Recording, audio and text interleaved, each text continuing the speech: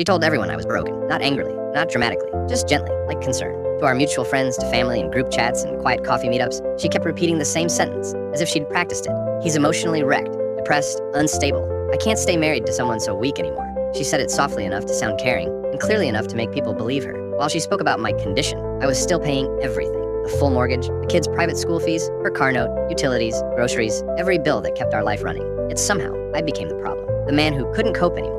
The husband who fell apart after years of carrying everything quietly. We had 12 good years, or at least I believe they were good. I worked 60-hour weeks to build what we had. 10 years of sacrifice to fully pay off the house, savings growing slowly, good schools for the kids, family vacations every summer. I thought stability was love. She stayed home, raised the children, managed the household, and somewhere along the way she grew distant, colder, restless. Then the affair began. I found the messages one night while she was in the shower. Late night texts, hotel bookings, heart emojis, plans for future trips, just us. When I confronted her, she didn't deny it. She only looked tired and said, "I just don't feel connected anymore." As if love had simply slipped away on its own. She filed for divorce first, said she needed to find herself, said she couldn't live with someone emotionally unavailable. The court granted her 5 years of alimony, half of the savings we built together. The house stayed in my name. It was mine long before we met. She moved out with her new boyfriend, someone from work. She lived freely, a luxury car on lease, weekend getaways, designer clothes, spa days, and expensive dinners, as if the monthly checks would last forever. I never missed a payment, not once. I never raised my voice in front of the kids, never spoke badly about her.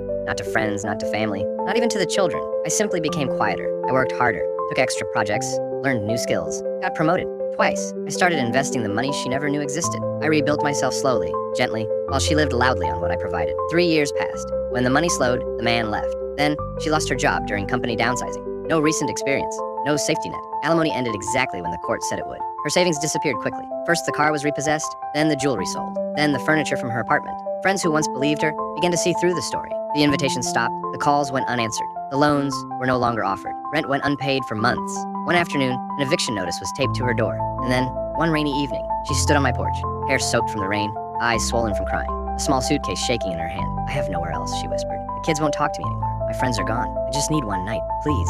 I looked at her standing there, the same woman who told the world I was broken, who cheated, who lied, who quietly ruined my name so she could leave without guilt. "You said I was broken," I said softly. "You made your choices," she cried, apologized, said she had nothing left. I stepped back from the doorway. Some things can't be undone, and I closed the door. Not with anger, not with revenge, only with the understanding that healing collapses when you reopen old wounds. Through the glass, I watched her stand in the rain, then slowly turn and disappear into the dark street, her suitcase dragging behind her. She ended up in a women's shelter downtown. The last I heard, she was working minimum wage at a retail store, trying to rebuild what she once threw away. Now the kids come over on weekends. We cook together, watch movies, laugh again. The walls still hold the pencil marks where we measured their height every birthday. She thought she broke me. She was wrong. I didn't break loudly. I broke quietly.